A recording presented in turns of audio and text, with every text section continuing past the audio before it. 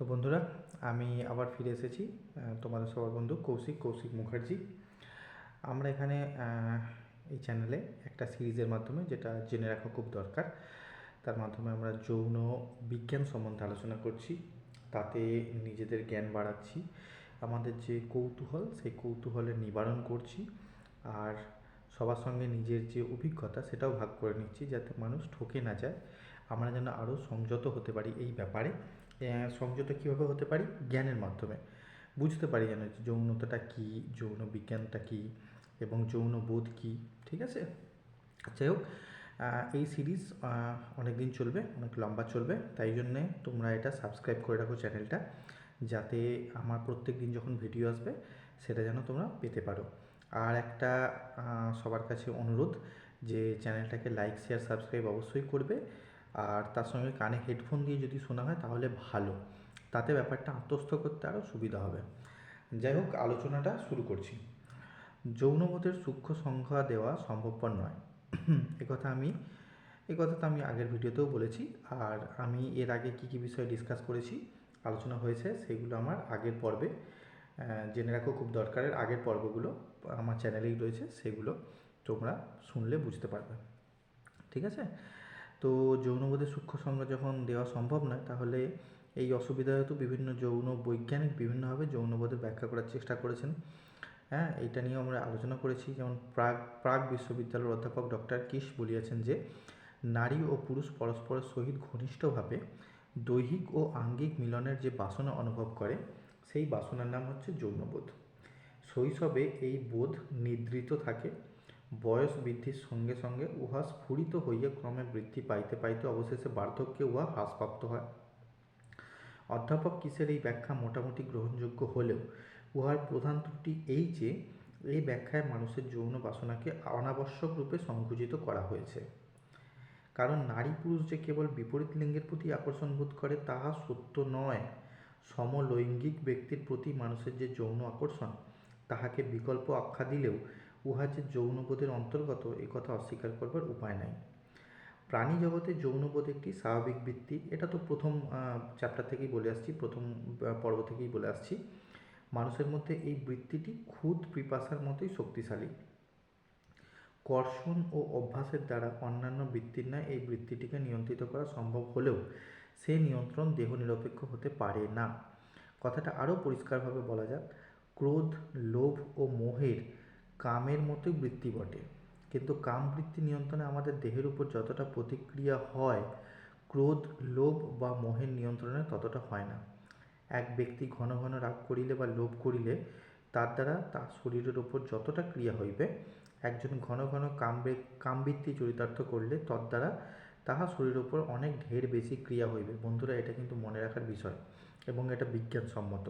সুতরাং মানুষের যৌনবোধের সহিত তাহার দেহের যে নিকটতম সম্বন্ধ রয়েছে, সেটা সম্বন্ধে আমাদের নতুন করে বলার কিছুই নেই।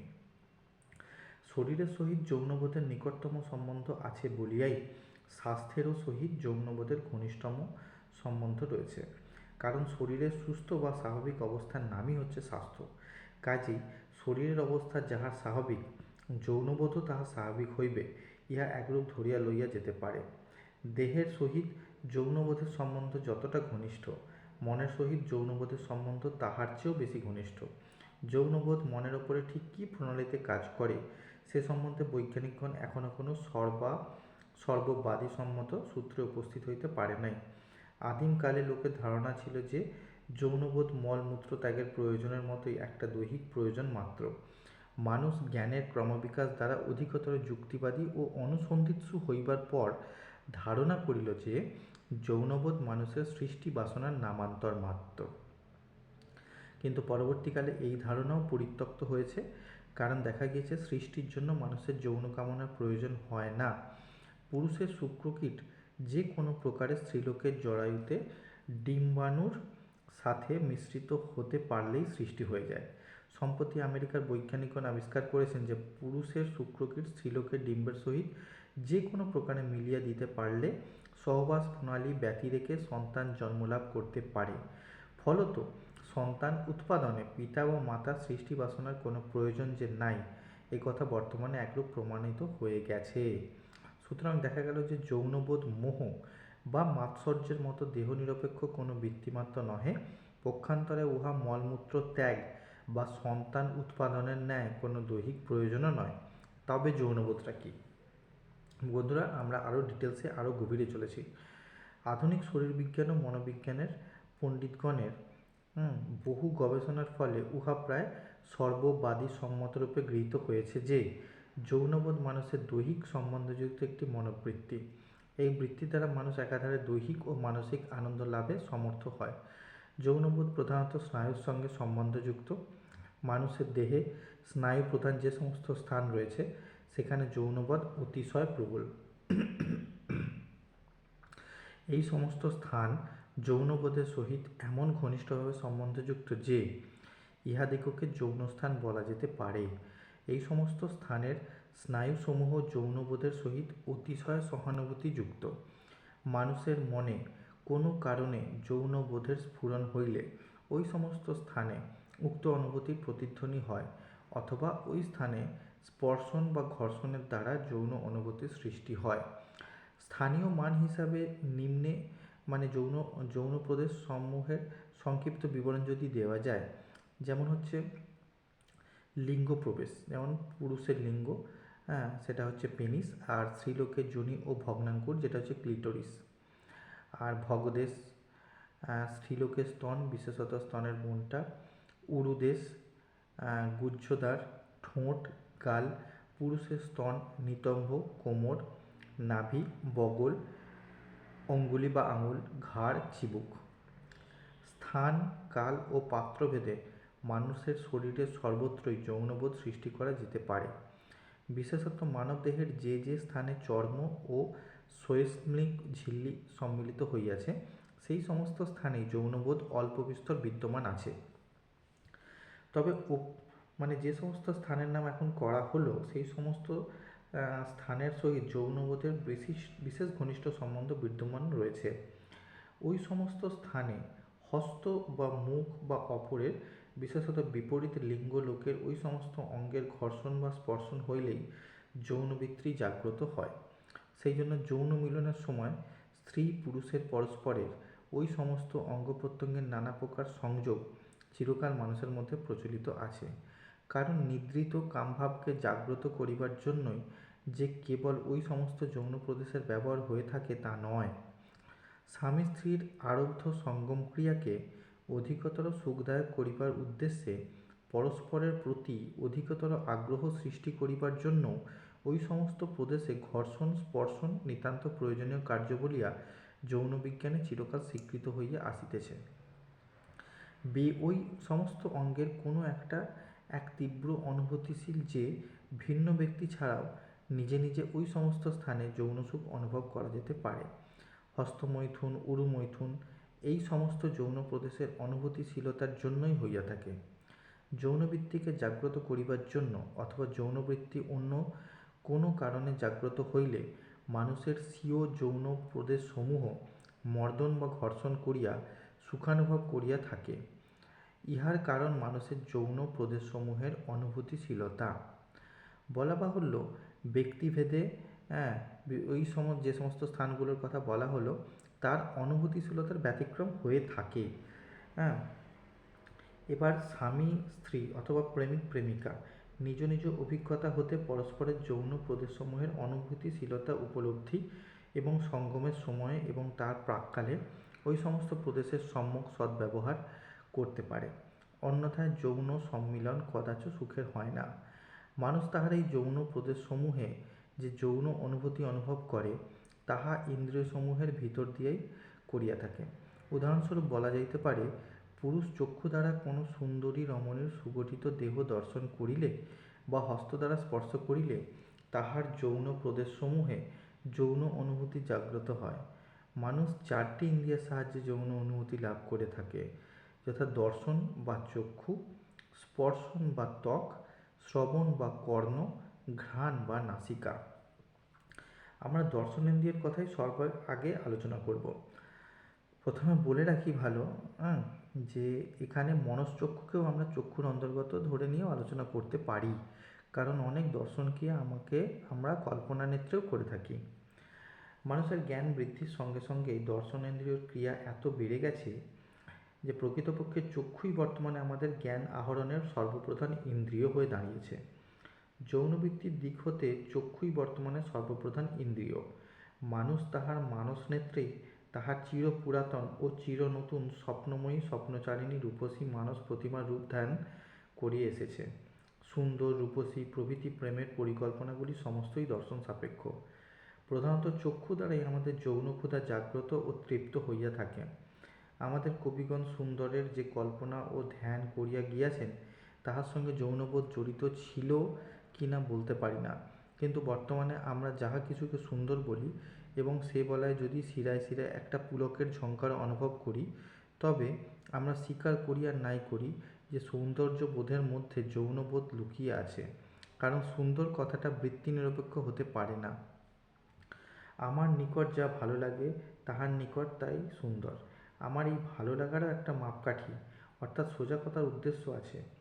হ্যাঁ, সুতরাং এই জগতে সত্যিকার সুন্দর জিনিস খুব কমই আছে যার সঙ্গে যৌনবোধ জড়িত নাই। আমাদের সৌন্দর্যবোধের অনেকখানি যে যৌনবোধ, তাহার আর একটি প্রকৃষ্ট প্রমাণ এই যে আমরা বিপদ লিঙ্গের ব্যক্তির মধ্যেই সৌন্দর্যের আদর্শ খুঁজে বেড়াই। পুরুষের কাছে নারী সৌন্দর্যের আদর্শ এবং নারীর কাছে পুরুষই সৌন্দর্যের আকর। আবার পুরুষের কাছে নারী দেহের মধ্যে তাহার যৌন প্রদেশসমূহই সৌন্দর্যের চরম নিদর্শন। আদিকালে নারী পুরুষের সৌন্দর্য বিচার হতো তাহাদের যৌন প্রদেশের সৌন্দর্য দিয়া। সেই জন্য পুরুষ ও নারী পরস্পরকে পরস্পরের নিকট লোভনীয় করবার উদ্দেশ্যে নিজেদের যৌন প্রদেশ সমূহ কৃত্রিম উপায়ে দর্শনীয় করিয়া রাখিত। বর্বর যুগে নারী ও পুরুষ যৌনবৃত্তি জাগ্রত করিবার জন্য দলে দলে নৃত্য করিত এবং ওই নৃত্যে সকলেই নিজ নিজ যৌন প্রদেশসমূহ আড়ম্বর সহকারে প্রদর্শন করত।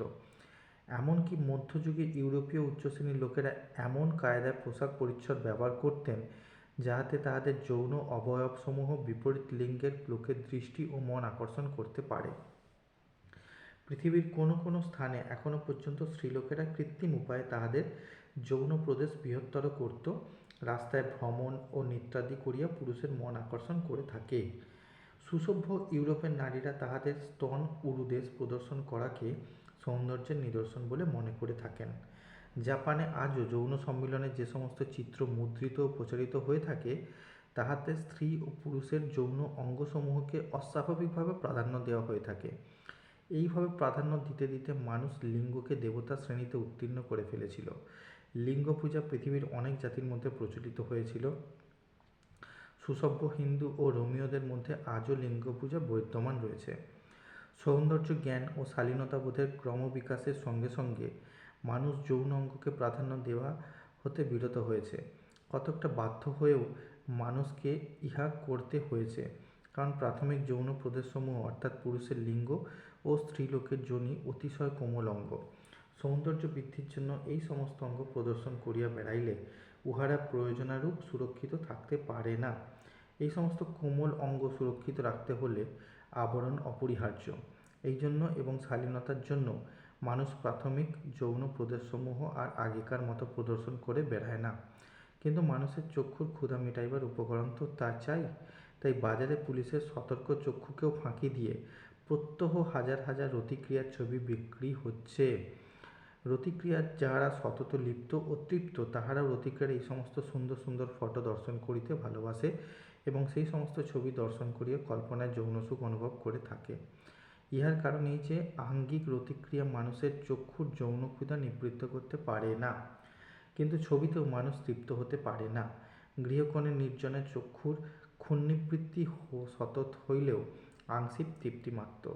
সেই জন্য মানুষ শালীনতার মুখ রক্ষা করিয়া প্রাথমিক যৌন অঙ্গসমূহ পরিত্যাগ করত, দ্বিতীয় শ্রেণীর যৌন অঙ্গসমূহকে প্রাধান্য দিতে লাগল।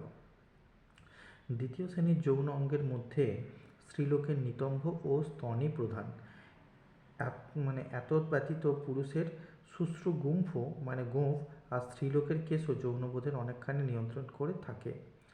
ইউরোপ, আফ্রিকা ও এশিয়ার আর্য, সেমেটিক ও অন্যান্য সমস্ত জাতির মধ্যেই স্ত্রীলোকের প্রশস্ত নিতম্ব সৌন্দর্যের লক্ষণ বলিয়া গৃহীত হইয়া আসিতেছে।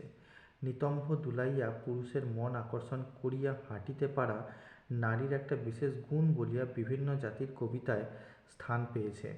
আমাদের দেশের মনোরম চন্দ্রহার ও বিছাহার প্রভৃতির অলঙ্কার দ্বারা নিতম্বকে লোভনীয় করার প্রথা আজও বিদ্যমান আছে। ইউরোপীয় সুসভ্য জাতিসমূহের মধ্যেও আটা পোশাকের মধ্যে সুগঠিত নিতম্বকে ফুটাইয়া তোলা নারী জাতির সৌন্দর্য চর্চার অন্যতম নিদর্শন হয়ে দাঁড়িয়েছে। নিতম্বের পরেই স্ত্রী জাতির স্তনের স্থান। যৌনবৃত্তির দিক হতে বিচার করলে স্ত্রী জাতির স্তনকে নিতম্বের উপরে স্থান দিতে হয়, কিন্তু স্তনের দোষ এই যে ইহার আয়ু অতি ক্ষণস্থায়ী। নারীর অন্যান্য অঙ্গে যখন ভরা যৌবন থাকে তখনই তাহার স্তনে বার্ধক্য আসিয়া উপস্থিত হয়।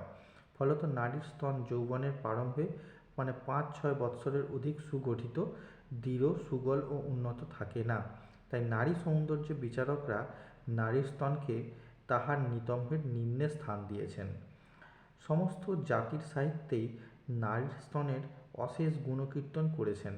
সিক্ত বাসনা নারীর স্তনের স্তুতিগানে বাংলার কবিরা অসংখ্য কবিতা রচনা করে গেছেন। ইউরোপীয় নারীরা টাইট ব্রেস্ট প্রভৃতি কৃত্রিম অবলম্বে স্তন উন্নত রাখিয়া তাহা অর্ধাবৃত রাখাকে সৌন্দর্যের নিদর্শন বলে মনে করে থাকেন। বন্ধুরা, আজকে আমরা আমাদের আলোচনা আপাতত এইটুকু রাখছি। পরের দিন মানে কালকে আমরা পুরুষের নারী গ্রোভ আর স্ত্রীলোকেরও কেশ সৌন্দর্য নিদর্শন নিয়ে আলোচনা করব। এই আলোচনা যত দিন যাবে তত গভীর হবে এবং আমাদের যে জ্ঞান সেটাকে আরও সমৃদ্ধ করবে। তাই জন্য আমি বলছি যে এই চ্যানেলটাকে সাবস্ক্রাইব করতে, যাতে যখনই আমি আমার ভিডিও আপলোড করব তোমাদের কাছে যেন সঙ্গে সঙ্গে সেই ভিডিও চলে আসে। ঠিক আছে, আজকের জন্য এটুকু থাক, বাকি কথা কাল হবে।